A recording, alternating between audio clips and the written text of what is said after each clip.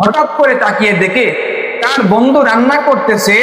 এই রান্না করার যে লাকড়ি আছে সেই লাকড়ি চুলার ভিতরে দিচ্ছে। যখন জাল নিভে যায় তখন সে হাত দিয়ে লাকড়ি নাড়াচাড়া করতেছে, তার হাত আগুন দিয়ে পড়ে। সুবহানাল্লাহ বলতেন না? এটা আস্তে করে সুবহানাল্লাহ। হাত ঢুকিয়ে দিয়েছে আগুনের ভিতরে, হাত দিয়ে নাড়াচাড়া করে, হাত পুড়ে না। এই ঘটনা দেখার পরে তার এক বন্ধু শোয়া ছিল, শোয়া থেকে বসে পড়লেন, বসা থেকে দাঁড়িয়ে গেলেন, দাঁড়িয়ে দাঁড়িয়ে দেখতেছে এই কাহিনী।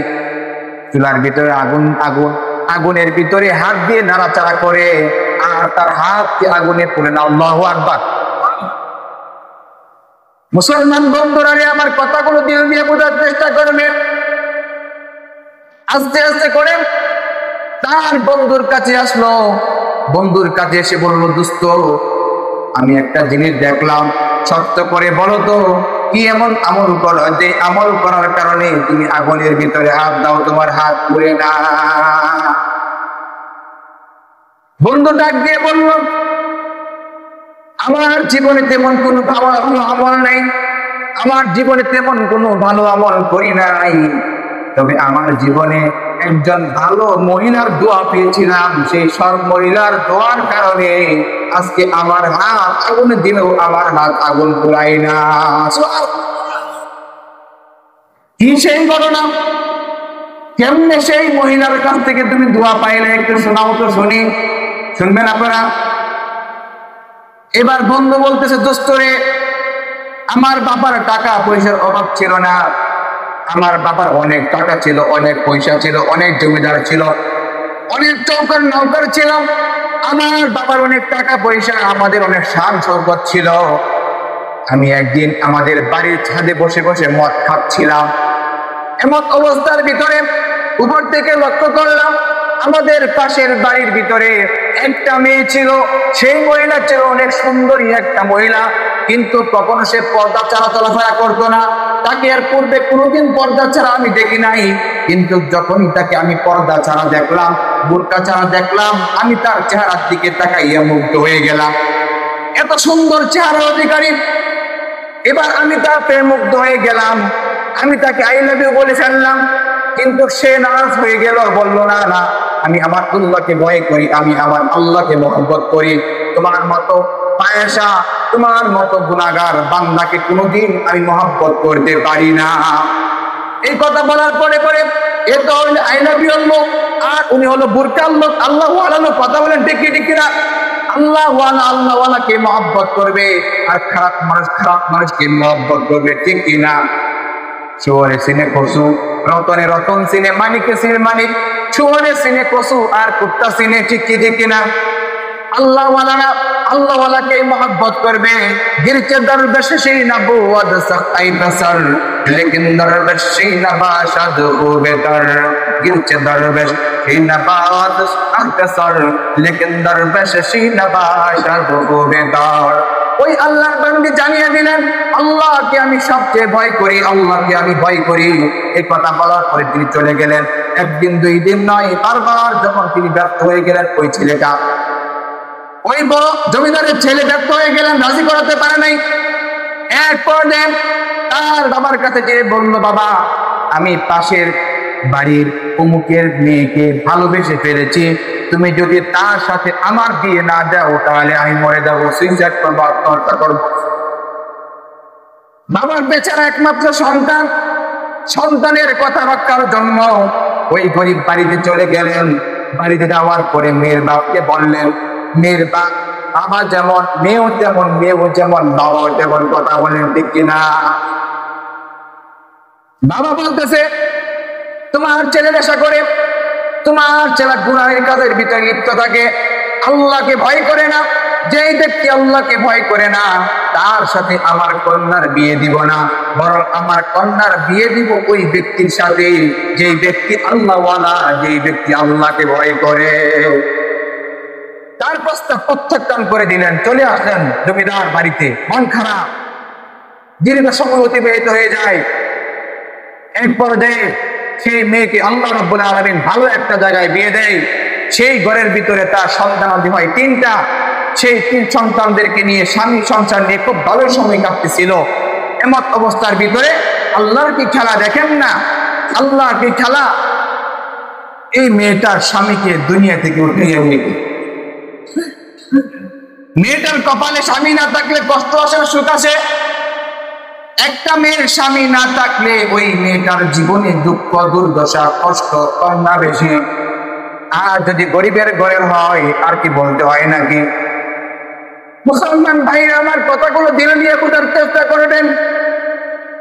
মেয়েটা বড় কষ্ট করে দিন কাটাচ্ছেন, আল্লাহর উপর তাওয়াক্কুল রেখে তার সময় কাটাচ্ছে। এক পর্যায়ে এমন একটা অবস্থা শুরু হয়ে গেল, এলাকার ভিতরে কি জানি বলে এটাকে খাদ্য সংকট হয়ে গেল। এলাকার ভিতরে মানুষের ভিতরে খাবার নাই, এলাকার ভিতরে কি জানি বলে এটাকে দুর্ভিক্ষ শুরু হয়ে গেল। ওই দুর্ভিক্ষের কারণে মানুষের ঘরের ভিতরে খাবার নাই। কিন্তু জমিদার বেচারা নেতা মানুষ তো তার আগে থেকে নেতৃত্ব আছে, চিন্তা ভাবনা করলো আল্লাহ রাব্বুল আলামিন তো আমাকে অনেক কিছু দিছে, সামনে ভোট আছে, নির্বাচন আছে, কিছু তো দিতে হবে, ঠিক কিনা আছে না নাই সমাজের ভিতরে? ভোটের আগে, নির্বাচনের আগে মসজিদ মাদ্রাসা গুলাকে ঘোর মারফত করে, আবার ভোট আর নির্বাচন চলে গেলে ওই মানুষগুলার খুঁজেও পাওয়া যায় না, ঠিক কিনা? এবার দুর্ভিক্ষে দেখা দিল। ওই জমিদার সুন্দর করে তার সন্তানকে বলল, যা আমাদের আশপাশে যতগুলা গ্রাম আছে প্রত্যেকটা গ্রামের ভিতরে প্রতিদিন করে এই পরিমাণে রেশমের খাবার দিয়ে দিবি। সবাইকে দিচ্ছে রেশমের খাবার, প্রতিদিন এক একটা গ্রামের ভিতরে যাই দিয়ে দেয়। হঠাৎ করে ওই গ্রামের ভিতরে একদিন চলে গেল, যে গ্রামের ভিতরে ওই মেয়ে থাকতো, যেই মেয়েটার বিয়ে হয়েছিল, যেই মেয়েটাকে ভালোবাসার কথা বলেছিল ওই রাস্তার ছেলে, এই ছেলে বলেছিল, সেই মেয়ের গ্রামে কি করলো, এই ছেলে রেশমের মাল নিয়ে চলে গেল। আল্লাহর কি কারিশমা, রেশমের মাল নেওয়ার জন্য মহিলাদের লাইনের কাতারে দাঁড়িয়ে গেলেন সেই মেয়েটা, যেই মেয়েটাকে সে আগে পছন্দ করেছে। একজন একজন করে দিচ্ছে, সবাই মাল নিয়ে চলে যাচ্ছে। এমন সময় হঠাৎ করে দেখতে পেল একজন মহিলা, তার সামনে বোরকা পরা, পুরা শরীর আবৃত করা, চোখগুলা দেখা যায়। এবার বলল, আমাকে আপনাদের সেই যে তহবিল আছে সেখান থেকে কিছু মাল দেন। কথাটা শোনার সাথে সাথে তার কথা এবং তার চোখগুলা কেমন জানি পরিচিত হচ্ছে, বলতেছে তোমাকে যেন কেমন মনে হচ্ছে, আমি চিনি এমন মনে হচ্ছে, কে তুমি? বলল, আমি সেই মেয়ে, যে মেয়েকে তুমি বিবাহ করার জন্য প্রস্তাব দিয়েছিলে, কিন্তু তুমি ফাসিকি কাজ করার জন্য, আল্লাহকে না মানার কারণে গুনার কাজ করার জন্য সেদিন আমি তোমার সেই কথাকে প্রত্যাখ্যান করেছিলাম, সেই খারাপ ছেলেটাই তুমি, আর সেই মেয়েটাই হলাম আমি।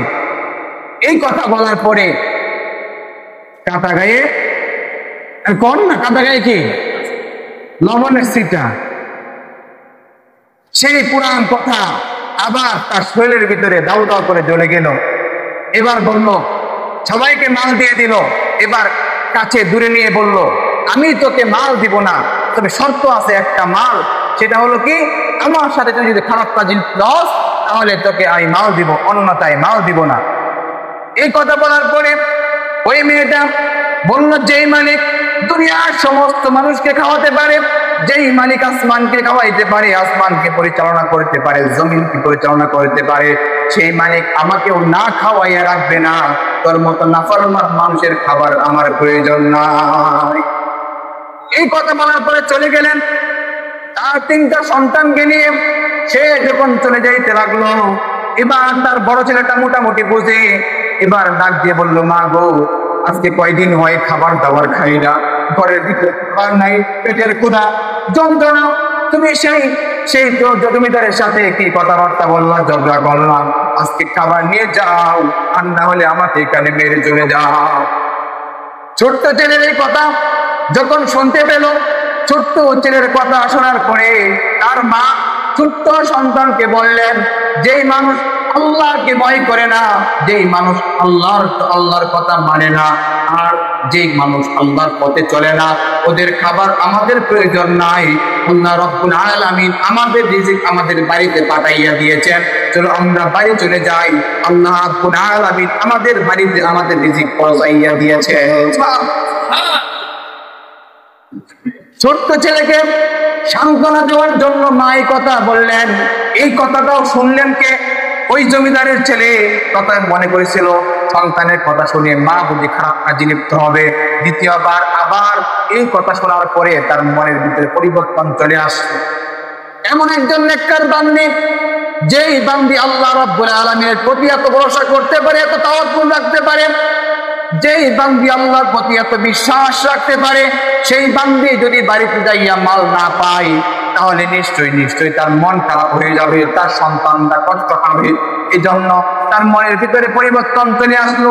সাথে সাথে নিজের ঘোড়ার উপরে আরোহণ করলেন, আর কিছু মাল সামানা নিয়ে অন্য পথ দিয়ে ওই বান্দীর বাড়িতে পৌঁছলেন। তারপরে সামনে সুন্দর করে স্তূপ করে রাখলেন।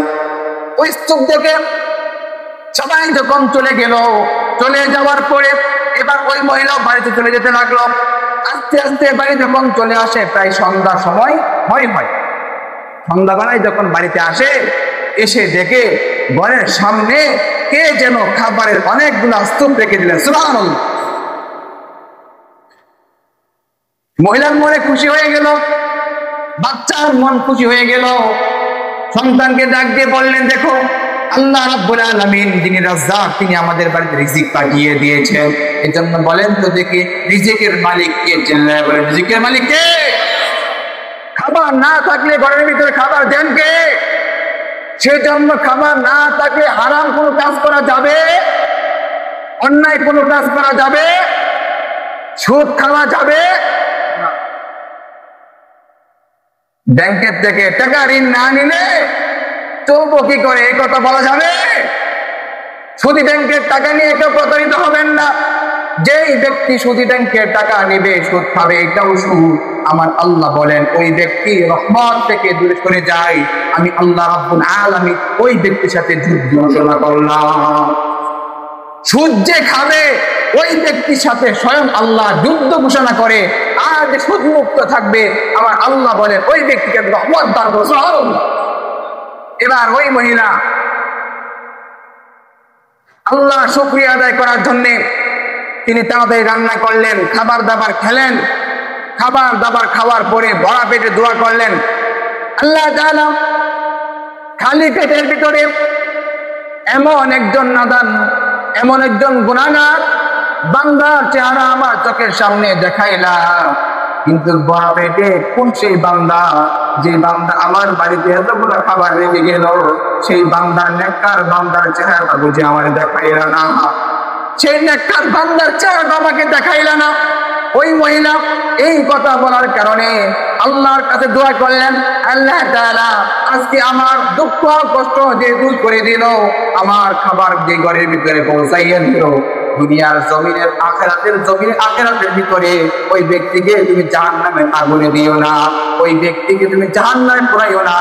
এমনকি দুনিয়ার জমিনের ভিতরেও যদি কখন আগুনে হাত দেয়, আগুনে পড়ে যায়, হযরতে ইব্রাহিম আলাইহিস সালাতু ওয়াস সালামের মওতাকে তুমি আগুনের ভিতরে নিরাপত্তা দান করে দিও। ওই মহিলা, সতী মহিলা, নেককার মহিলা আল্লাহ তাআলার কাছে দোয়া করলেন, আল্লাহ তাআলা ওই মহিলাকে জাহান্নামে, ওই পুরুষটাকে, ওই ব্যক্তিকে, যেহেতু আমার চেহারা তাকে দেখাও নাই, তাকে জাহান্নামের আগুনে পোড়াইও না, এমনকি দুনিয়ার আগুনের ভিতরে তুমি পোড়াইও না। দুনিয়ার আগুনের ভিতরে পড়ে গেলেও হযরতে ইব্রাহিম আলাইহিস সালাতু ওয়াস সালামের মতো তাকে তুমি বাঁচাইয়া দিও।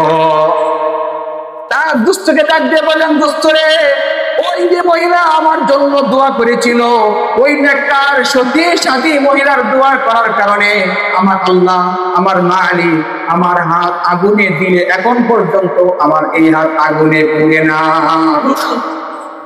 মুহতারাম হাজিরিন, এজন্য আল্লাহ বলেন, ওয়া মাইয়াত্তাকিল্লাহ, যারা আল্লাহকে ভয় করবে, ইয়াজআল লাহু মাখরাজা, তাদেরকে এমন জায়গা থেকে আল্লাহ রিজিক ফয়সালা করবে, ওয়া ইয়ারযুকুহু, মিনহু লা ইয়াহতাসিব, সে ধারণা করতে পারবে না আল্লাহ রাব্বুল আলামিন তাকে কোন জায়গা থেকে রিজিক পাঠিয়ে দেয়। সুবহানাল্লাহ।